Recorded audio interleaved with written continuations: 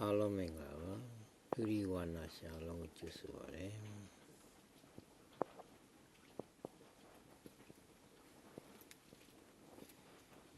ဒုတိယကြောင့်မရှုံးခြင်းတဲ့ friend တွေအတွက်အကောင်းဆုံးစားလို့လိုက်ကနာထိုင်စကနာ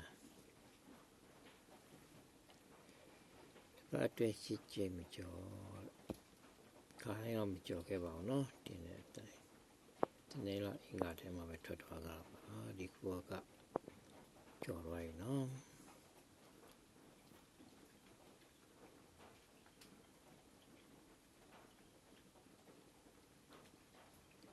ခုမလိုက်တော့ကတော့ဒီဟာတွေကမှန်နေတာလိုက်တဲ့အခါကျတော့ကုလကလနာဖြစ်ပြီးအောင်ပြီ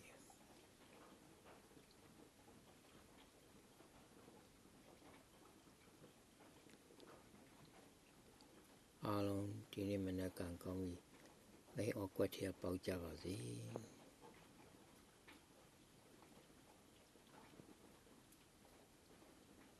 ပေါက်မှာဖြစ်မှာနော်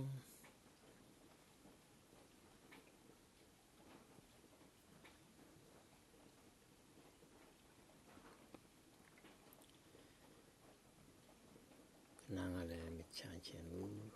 ချမ်းတော့ချမ်းရတဲ့ထက်မှလည်းစိုးရင်ရကုန်ထည့်လိုက်တော့ပါ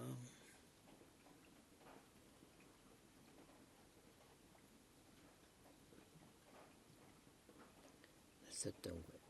များတော့များရတယ်နော်လိုက်ကနာ